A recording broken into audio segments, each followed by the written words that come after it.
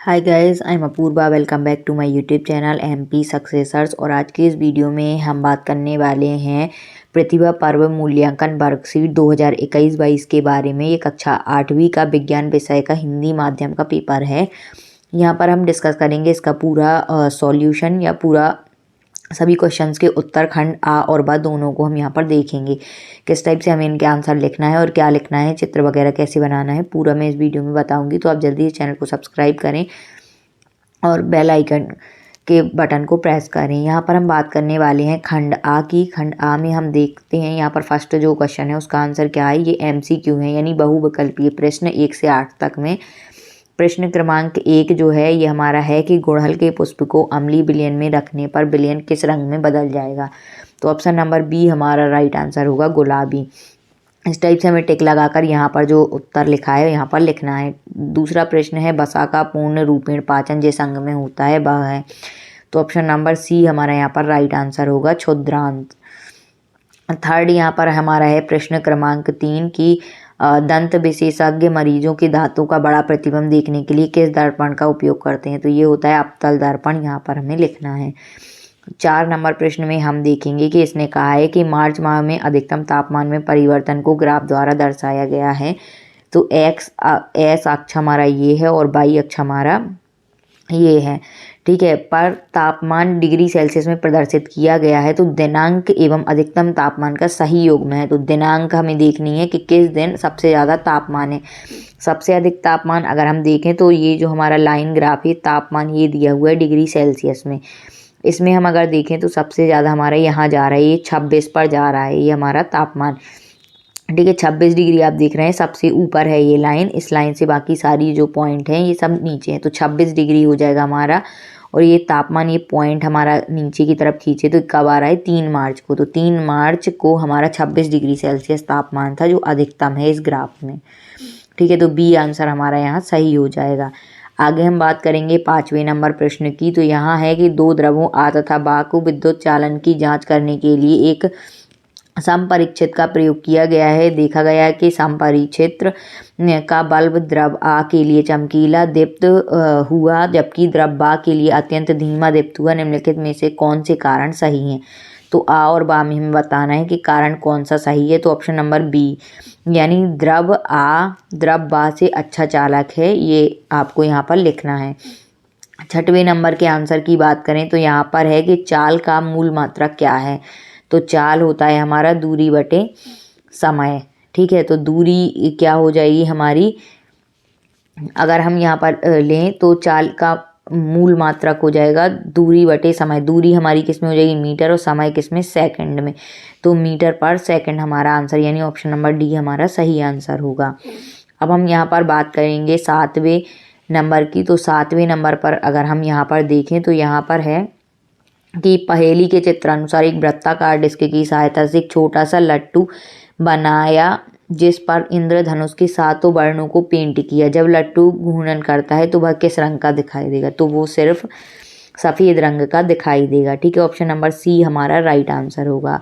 अगला है प्रश्न क्रमांक 8 के ताजमहल के पास मथुरा तेल परिष्करणी स्थापित है। इस परिष्करणी में की उपस्थिति के द्वारा उत्पन्न किन कारणों से ताजमहल को हानि हो रही है। तो ये है अम्ल वर्षा का उत्पन्न होना, ऑप्शन नंबर बी। अब हम बात करेंगे हमारे लघु उत्तरीय प्रश्न की जो 9 से 13 में है, ठीक है।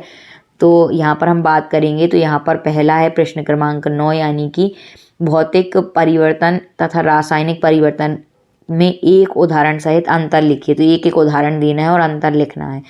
तो यहाँ पर रासायनिक परिवर्तन और भौतिक परिवर्तन में अगर हम देखें तो भौतिक परिवर्तन में आपको लिखना है कि यह परिवर्तन अस्थायी होता है। रासायनिक परिवर्तन में लिखना है यह परिवर्तन स्थायी होता है। दूसरा है कि भौतिक परिवर्तन में कि इसमें नए पदार्थ का निर्माण नहीं होता है और रासायनिक परिवर्तन में नए पदार्थ का निर्माण होता है। जैसे इसमें नहीं होता है भौतिक परिवर्तन में, तो इसके उदाहरण में जैसे बर्फ से जल बनना, जल से बाष्प बनना, और फिर बाष्प से हम जल बना सकते हैं या जल से हम बर्फ़ बना सकते हैं, ठीक है। तो इसमें क्या होता है कि जो हमारा प्रोडक्ट बनता है वो वापस हम उसे फिर से उसकी मूल अवस्था में ला सकते हैं। तो ये होता है भौतिक परिवर्तन। और जिसमें हम जो पदार्थ है उसको अपनी मूल अवस्था में वापस नहीं ला सकते, वो होता है रासायनिक परिवर्तन।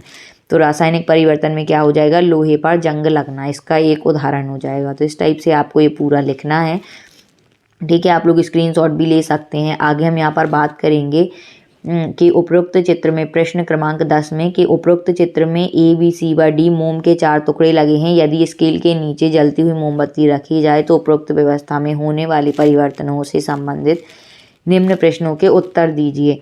तो ए बी सी डी ये 4 ये हैं। यहाँ पर मोमबत्ती रखी हमने उसके नीचे और जलाया है। तो मोमबत्ती जलने पर, एक क्वेश्चन का आंसर है कि मोमबत्ती जलने पर सबसे पहले मोम का कौन सा टुकड़ा गिरेगा। तो डी वाला टुकड़ा सबसे पहले गिरेगा, क्योंकि ये मोमबत्ती जैसे ही जलेगी, ठीक है, तो ये जो टुकड़ा है मेल्ट होगा, पिघलेगा, तो सबसे पहले डी वाला टुकड़ा नीचे गिर जाएगा, फिर उसके बाद सी, उसके बाद बी, उसके बाद ए, ठीक है। बात करेंगे अब हम आगे यहाँ पर 10वें के बी नंबर के आंसर की। तो यहाँ पर है कि इस प्रक्रम में ऊष्मा चालन की कौन सी विधि प्रयुक्त हुई है। तो ये जो प्रक्रम है इसमें ऊष्मा चालन की संचरण विधि प्रयुक्त हुई है, ये आपको इसमें लिखना है, ठीक है ना। कौन सी विधि प्रयुक्त हुई है, संचरण विधि प्रयुक्त हुई है ऊष्मा चालक की। आगे बात करेंगे प्रश्न क्रमांक 11 की कि प्रकाश संश्लेषण प्रक्रम को रासायनिक समीकरण द्वारा स्पष्ट कीजिए। तो प्रकाश संश्लेषण की जो प्रक्रिया होती है उसमें क्या होता है, सूर्य के प्रकाश की प्रेजेंस में जो पानी होता है और कार्बन डाइऑक्साइड होती है, ये क्रिया करते हैं और क्लोरोफिल यहाँ पर, ठीक है, यहाँ पर हमें इसमें क्लोरोफिल लिख लेना है और नीचे सूर्य का प्रकाश। तो यहाँ पे ये ग्लूकोज का निर्माण करते हैं जो इनका भोजन होता है और ऑक्सीजन को क्या करते हैं, रिलीज करते हैं। तो ये आपको यहाँ पर लिखना है, ये पूरी बैलेंस्ड इक्वेशन है, ये पूरा आपको यहाँ पर लिख लेना है।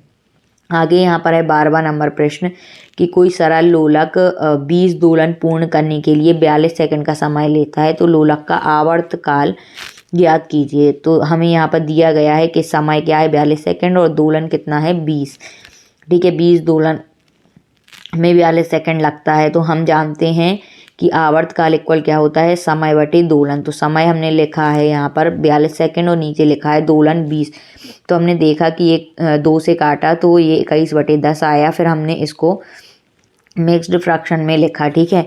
तो इसको हमने तोड़ा तो 2 सही 1/10 सेकंड हमारा यहाँ पर ये आया, ठीक है। तो ये आया हमारा क्या, लोलक का आवर्तकाल। तो अतः लोलक का आवर्तकाल 2 सही 1/10 सेकंड होगा, ये यहाँ पर आपको ऐसे लिख देना है, ठीक है। अब बात कर लेंगे हम 13वें प्रश्न की। अगर हम 13वें प्रश्न को यहाँ पर देखें तो ये है कि बुझो ने गुलाब के पौधे की एक शाखा को उसकी पर्व संधि से काटकर मिट्टी में दबाकर गुलाब का नया पौधा लगाया। यह पादप जनन की कौन सी विधि है, इस विधि के क्या लाभ हैं। तो देखिए यह पादप की कायिक जनन विधि है, ठीक है। और इस विधि के क्या लाभ हैं, तो इससे पौधों का विकास शीघ्र होता है, बीजों का अंकुरण होने से भी इसमें लाभ होता है, बीज रहित पौधे प्राप्त होते हैं और नए पौधे कम समय में प्राप्त होते हैं, ठीक है। तो ये आप लिख सकते हैं, इसमें मैंने 4 लिख दिए हैं, आप कोई 3 या कोई 2 भी लिख सकते हैं। आगे बढ़ते हैं, यहाँ पर हम दीर्घ उत्तरीय प्रश्न क्रमांक हमें देना है 14 से 16 के आंसर। तो यहाँ पर अगर हम बात करें 14 नंबर पर है मानव पाचन तंत्र का नामांकित चित्र बनाइए तथा मानव पाचन तंत्र के मुख्य भागों के नाम लिखिए। तो यहाँ पर मानव पाचन तंत्र के मुख्य भागों के नाम मैंने लिख दिए हैं, जिसमें है आहार नाल, मुख गुहा, ग्रसनी, ग्रसिका, अमाशय, छोटी आंत, बड़ी आंत, मलाशय और मलद्वार। अब हम बात करेंगे मानव पाचन तंत्र के नामांकित चित्र की। तो ये आपको कैसे बनाना है वो मैं आपको यहाँ पर बता देती हूँ। तो ये यहाँ पर है मानव पाचन तंत्र का चित्र, आपको इस टाइप से बनाना है और ये नामांकित भी करना है यहाँ पर सब, ठीक है। तो आप इस टाइप से ये डायग्राम बना लेंगे। अगर आप ये बॉडी नहीं बनाना चाहते तो आप ये बॉडी मत बनाइएगा, लेकिन ये मेन पार्ट जो है ये पूरा आपको यहाँ पर बनाना होगा, ठीक है। तो इस टाइप से आप पूरा बना लेंगे। मानव पाचन तंत्र का ये पूरा चित्र है और मुख्य भाग इसमें जैसे अमाशय, क्षुद्रांश, बृहदांत्र, अग्नाशय, यकृत, पित्त नली, ये ग्रसिका, मुंह, जीवा, ये सब आपको लिखना होगा यहाँ पर, ठीक है। अब हम आगे बात करेंगे इसके नीचे की। यहाँ पर अब हम बात करेंगे 15वें नंबर प्रश्न की, जिसमें है कि नीचे विद्युत अवयव के प्रतीक चिन्ह दिए गए हैं, इनकी सहायता से एक बंद परिपथ तथा एक खुला परिपथ का आरेख खींचिए तथा किस परिपथ में बल्ब दीप्त होगा ये लिखिए। तो फिर यहाँ पर हम इस टाइप से ये डायग्राम बनाएंगे। देखिए आप यहाँ पर बंद परिपथ का जो है इन सेल ये सारे यहाँ पर हैं, विद्युत सेल, विद्युत बल्ब, स्विच ऑन स्थिति, स्विच ऑफ स्थिति, बैटरी और संयोजी तार। तो यहाँ पर हमने बनाया है ये एक पहले बंद परिपथ बनाना है। तो बंद परिपथ में क्या होगा कि जो हमारा बल्ब है ये जलने लगेगा। तो ये जो है हमने यहाँ पर बल्ब भी ले लिया है, ठीक है। यहाँ पर हमने ये विद्युत सेल, आप सेल ले सकते हैं या बैटरी, आप दोनों में से कोई भी एक ले सकते हैं। तो हमने यहाँ पर क्या करा, विद्युत सेल ले लिया, एक सेल से, क्योंकि हमारा बल्ब जल जाएगा। उसके बाद यहाँ पर हमने स्विच ऑन स्थिति के लिए ये ले लिया है, ठीक है। और ये जो है ये हमारे क्या हैं, ये तार हैं। तो इस टाइप से हमने इनकी सहायता से ये बंद परिपथ बना दिया है। और बंद परिपथ में क्या होगा, बल्ब दीप्त होगा यानी जल जाएगा। उसके बाद आपको बनाना है खुला परिपथ। तो खुला परिपथ कैसे बनना है, तो यहाँ पर ये आपको बल्ब बना लेना है। ये आपके जो है संयोजी तार हैं, ये आपकी विद्युत, ये आपका सेल है, ठीक है, विद्युत सेल। और यहाँ पर ये जो है ये आपने ये अपना स्विच ऑफ स्थिति में ये परिपथ यहाँ पर हमने बना लिया। स्विच ऑफ मतलब कि अभी करंट सप्लाई नहीं हो रहा है क्योंकि तार इसमें अटैच नहीं है। तो इससे बल्ब क्या होगा, दीप्त नहीं होगा यानी नहीं ऑन होगा या ना जलेगा। और जब ये तार हम इसमें जोड़ देंगे तो ये बंद परिपथ बन जाएगा। और अभी ये क्या है, ये खुला परिपथ है क्योंकि यहाँ से ये खुला हुआ है, ठीक है। तो इस टाइप से आपको खुला परिपथ और बंद परिपथ का ये डायग्राम यहाँ पर बनाना है।